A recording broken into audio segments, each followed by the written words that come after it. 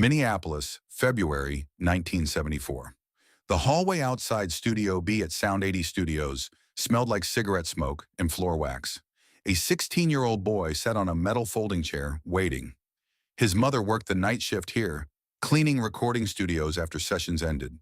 She'd taken the job after his father left. The pay wasn't much, but it was steady, and it meant Prince could sit in the hallways of the place where real musicians worked, where albums were made, where sounds he'd only heard on the radio were created in real time. Most nights he'd sit in the lobby doing homework, listening to the muffled sounds of music bleeding through soundproofed walls. He'd taught himself to identify instruments by ear, bass lines, drum patterns, the specific frequencies where a guitar sat in a mix. But tonight was different. The control room door was open, and through it he could see straight into the recording booth. At first he didn't recognize the man sitting there. Just a silhouette behind glass, headphones on, shoulders hunched. But then the man turned his head slightly, and the light caught his profile. Prince's breath stopped. It was Marvin Gaye. Marvin Gaye sat alone behind the glass, headphones covering his ears, a microphone inches from his face. No producer, no engineer, no band, just Marvin and whatever he was trying to escape. The boy didn't move. He'd been taught not to interrupt sessions, not to make noise, not to exist in spaces where music was being made. So he stayed in his chair, watching through 2 layers of glass as one of the most famous voices in the world tried to sing a line he couldn't seem to finish.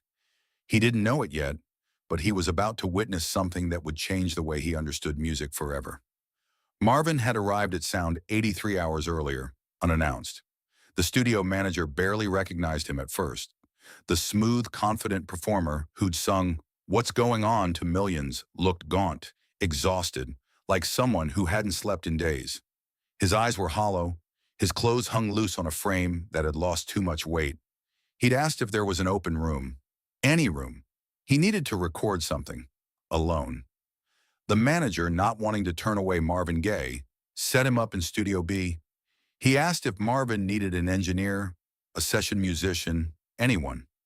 Marvin shook his head. Just the room. Just the equipment. That's all. His voice was flat, emotionless, like someone reading from a script they'd memorized but didn't believe in anymore. So they left him there, and Marvin closed the door behind him. What Marvin didn't know was that in 1974 he was running from the IRS, who'd been pursuing him for years over unpaid taxes that had ballooned into amounts he couldn't comprehend. From Motown, who treated him like a product on an assembly line rather than an artist with something to say. From ex-wives who wanted money he didn't have, lawyers who sent letters he couldn't bear to open. From the memory of Tammy Terrell, whose death 4 years earlier had broken something inside him that never healed.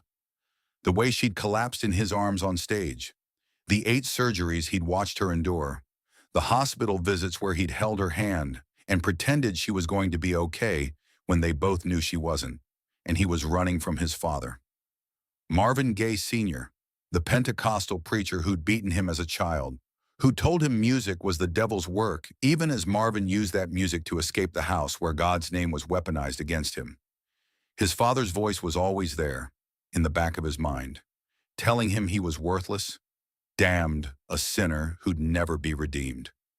He'd been touring the Midwest, performing to half-empty venues, pretending to be the man audiences remembered. But after each show, the mask came off. And what was left underneath was someone who didn't know how to stop the noise in his own head. The cocaine helped for a while, made the hours pass, made the silence bearable, but it was wearing off now, and he was left with just himself and a microphone and a song he couldn't finish. Tonight he thought maybe he could record his way out of it, sing his way into some kind of silence, find one perfect note that would make all of this make sense. But the song wasn't cooperating. The boy in the hallway watched Marvin sing the same line over and over. He couldn't hear the words through the glass, but he could see Marvin's mouth moving, his eyes closed, his body swaying slightly. The same line. Again, again, again. Each time, Marvin's face would tighten, like he was searching for something in the melody that kept slipping away. Prince wanted to leave, knew he should leave. This wasn't meant for him, But his body wouldn't move. He sat frozen in that chair, watching something he knew was private, sacred, off limits. Then Marvin stopped, pulled off the headphones with a violence that made the boy flinch, stared at the microphone like it had betrayed him, like it was the microphone's fault that whatever he was trying to express wouldn't come out right. The boy leaned forward. Something was wrong. Marvin put his face in his hands. His shoulders started to shake. The boy froze. He knew he shouldn't be watching this. This wasn't a performance. This wasn't meant for anyone's eyes. This was private. This was the kind of moment that should happen in the dark, where no one could see, where it could be forgotten as soon as it was over.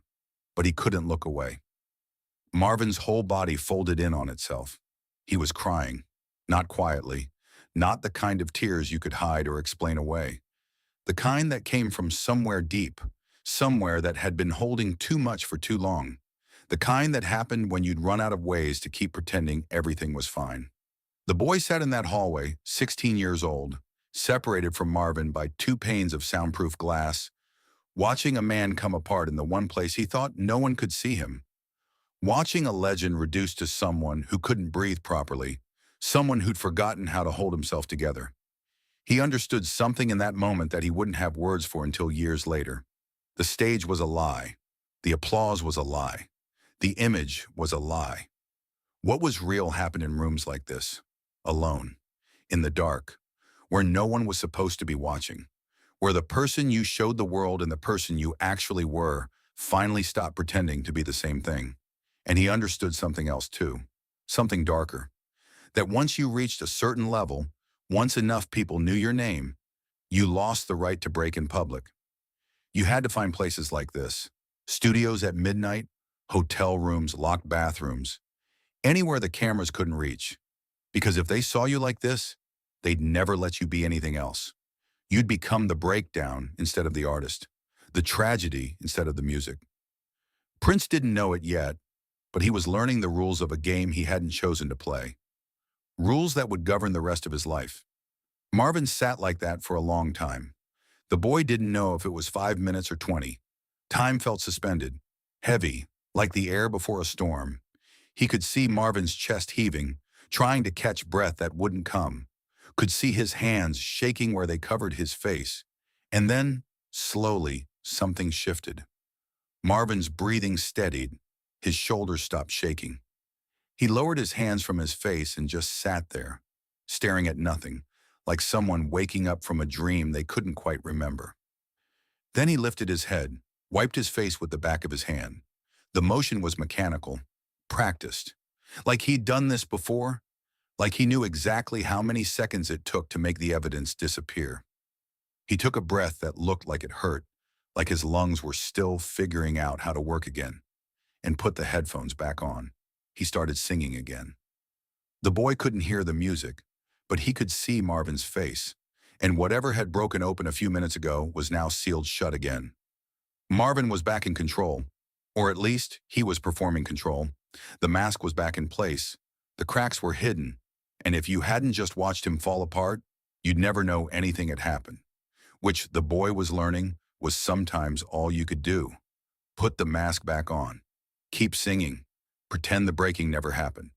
The boy stood up quietly, carefully, making sure the metal chair didn't scrape against the floor.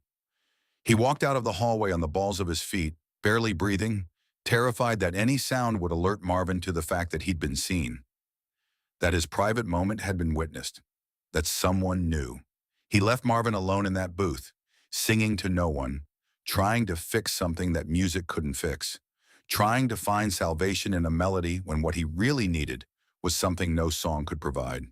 Marvin never looked up, never knew someone had been watching, never knew that a 16-year-old kid from Minneapolis had just learned the most important lesson of his life, and Prince never told anyone what he'd seen, not his mother, not his friends, not the musicians he'd eventually work with, because he understood even then that some things were sacred.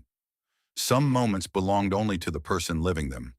And the worst violation wasn't witnessing someone's pain. It was letting them know you'd witnessed it. That boy was Prince Rogers Nelson. For the rest of his career, people would ask why he was so secretive, why he built Paisley Park with no windows, Why he never let anyone see him rehearse. Why he performed through pain but never showed it. Those who knew him understood. He learned it from Marvin Gaye, not from a conversation, not from advice, from 3 silent minutes behind studio glass, witnessing something he was never meant to see. The greatest artists don't break on stage. They break in the one place they think they're alone. Prince carried that silence for 40 years, built an empire of privacy around it, because he knew what happened when those walls came down. He'd seen it, and he swore no one would ever see him like that.